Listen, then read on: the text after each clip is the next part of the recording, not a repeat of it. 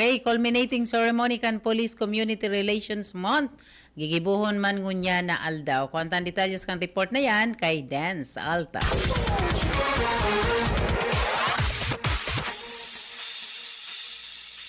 Yes, good morning katiwalang Susan and katiwalang Jam. Good morning sa gabos ng mga parantabay. Sa mga dagdag na mga informasyon, alas 9:30 ngunya na pagkaaga, gigibuhon ang sarong seremonya in connection kan culminating activity katakod kan celebration kan Police Community Relations Month na ipig sa celebrar kan kapulisan digdi sa bilog ng Pilipinas kasabay na sa Bicol Region ngunya na bulan kan Hulyo 2024. Ang aktibidad ang mismong papanginautan kan Regional Director kan PNP Bicol na si Police Brigadier General Andre Perez Dizon kung saan kasabay man digdio sa aktibidad asin ang magiging guest of honor and speaker is si Attorney Louie Toldanes, ang Assistant Regional Director kang National Police Commission Regional Office No. 5. Ang aktibidad mas sentro sa seremonya partikularmente sa pagtaonin award duman sa mga deserving PNP personnel sa mga unit asin iba pa na itatao duman siring man itong pagtao nin award sa mga partner agency. Iniong aktibidad na inio sarong parte kan pagtatao nin dakulang pasasalamat kan kapulisan para naman sa mas na pagkakaigwaning maray na relasyon kan PNP asin komunidad.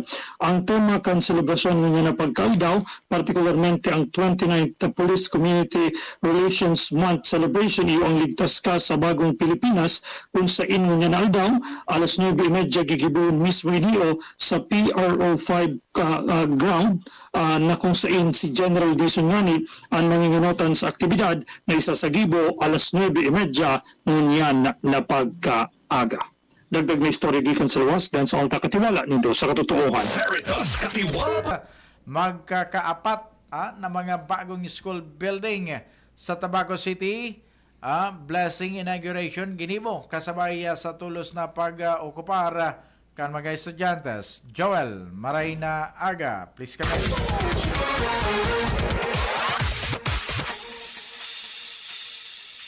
Blessing and inauguration ginibo sa magkapat na bagong school building sa siyudad kan Tabaco para ngunyan na pagpuon kan school year 2024-2025 pinanginutan kan Department of Education Tabaco, public official asin iba pa. Inot na pinag-inauguraran ang San Antonio National High School, ikadwa ang San Antonio Elementary School, ikatulo ang San Vicente Elementary School, asin ang First Integrated School kan Tabaco, ang Mayon Integrated School sa Barangay Buwang, Tabaco City. Dinag-inauguraran ang mga bagong school building habang nagpupuna ang klase. Ini si Joel Mendez, Veritas Ligaspi, Katiwala sa katotohanan. Veritas Katiwala Patrol News Report. Salamat Jo kan report tali dyan sa Tabaco City. Yan, apat na school classroom no an building ba an sabay-sabay na pinag-inauguraran sa iba-ibang eskwelahan man dyan sa Tabaco City. Okay? Diretso kita sa iba pa nga mga impormasyon gikan dyan sa luwas. Fund Life kan SSS sundo pa sa 2054. Yan po pingurulayan ta pondo. Pero sa mga buhay kang beneficiaries, inda ko sana kung umabot pang 2054. Raleigh Maraynaga. Yes, Marina, pagkagadabi Jam and Susan, saluian kan mga nagbutwa na mga hapot ka suudma duman sa isinagibong press conference kan presidente kan Social Security System na si Rolando Ledesma Makasait. Saludi ang pinaghahaditan nga ni ining fundo o ining Fund Life kang Social Security System. Sa puntong iyang kami katiwalang Jam, ipinaliwanag mismo ni President Rolly Makasait kung ano ang buot sabihon kan Fund Life. Uya po ang paliwanag ni SSS President Rolando Ledesma Makasait.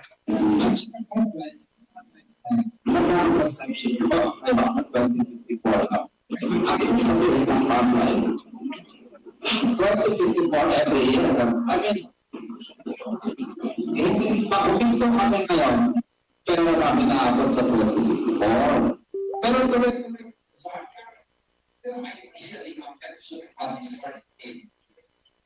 Dahil sa karting, diba? So, sinasabi namin,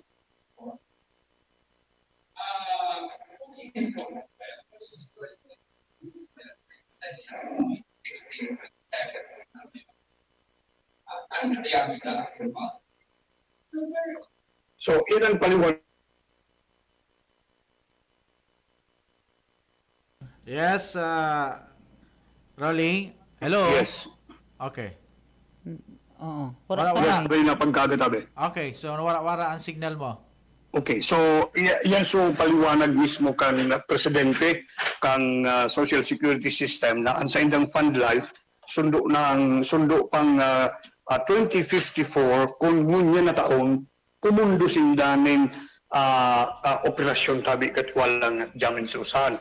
So yan ang paliwanag sa iya, paliwanag ninda duman sa mga naghaharapot maski nga duman sa stakeholders forum nagluwas man iyan na garong yung padiit na ngayaan ang pundo kan Social Security System. Alagad, sinabi ni President Makasaet na sundong nag-ooperar ang Social Security System padagos man iyan na nagdudugang and naglalawig man ang fund life kan Social Security System sabi katiwalang jam and duman nga ni hinalian paghadit kan mga membros kan Social Security System na baka ngaya maubusan yung pundo ang nasabing ahensya, papaano na ngaya kami. So, Gustong yan ang sabihin mo, paliwanag Noy? sabi, katiwalang jam ni President Rolando Makasait, may kinaaraman sa Fund Life kan Social Security System. Jam. Mans, ang gustong sabihon,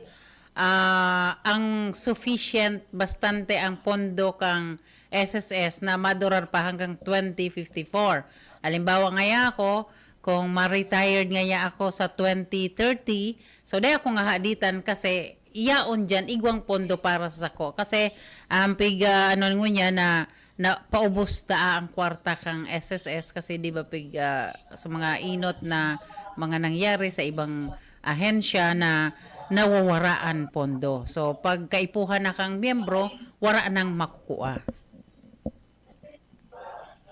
So yan ang assurance, di ba? Yes, tabi katiwalang Susan. Tama iyan. Pero ang paliwanag nga rin duman ni President Magkasait, kung pumundo kami ngunyan.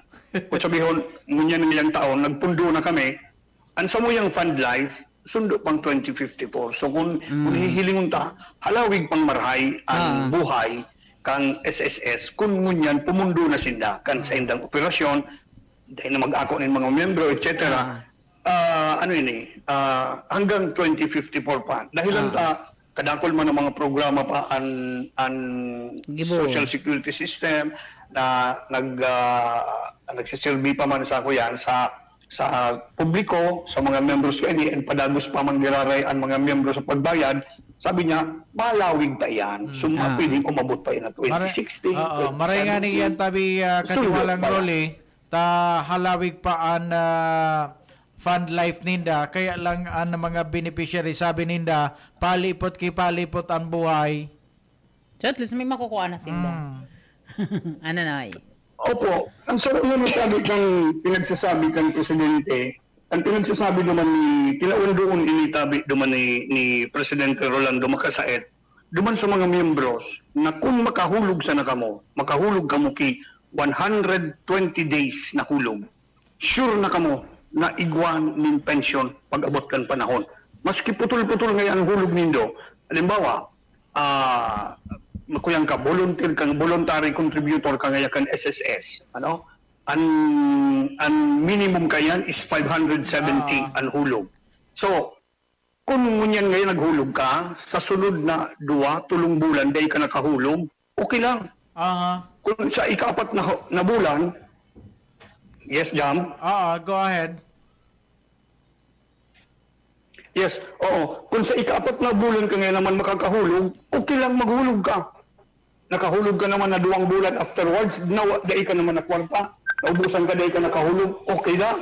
Basta, ang sabi niya, makumpleto mo itong 120 na contribution mo tabi katiwalang jam, and asigurasyon yan kan social security system na pag nakumpleto mo yan, igwa ka nin igwa ka nin pension pag abot kan panahon tabi katiwalang jam. Ang tinawan sa nang doon dumahan, dahil pwedeng retroactive ang bayad kan hulog. So kay po diretso lang paabante, dahil pwedeng atras na may kulang nga akong duwan panuan ko ito, dahil pwede. Dahil Kay po pwede. diretso lang, dahil retroactive na hulog tabi ang SSS. Kaya ini po ang sasadol kan social security system sa mga buot na maging miyembro pa kang SSS na pa-enroll sa SSS, mag-miyembro, and sinisiguro niya na ang mga benepisyo kaini maitatao kan social security system. Okay. Okay. Anyway, sige, so yan po mga katiwala, no? Ang update niya to, mga tugang nga sa SSS, may kinaraman sa Fund Life, mga tugang nga na sustinido, mga tugang nga sundo 2054. Okay? Abangan na po ang masunod mga katiwala nga programa, mga tugang nga kami maluway-luway naman sa agaliwat, magsarabahin kita mga katiwala. Hoy, sa primerong aldaw kan bulan na nin Agosto sa aga po yan. So, kami po ang sa inyong katiwala, Jam M. Ako man po si Susan, with Makipagal sa technical side. Maray na aga, Diyos mamalos, ingat kita kabos. My God is so big and so strong and so mighty. There's nothing my God cannot do. My God is so big and so Si John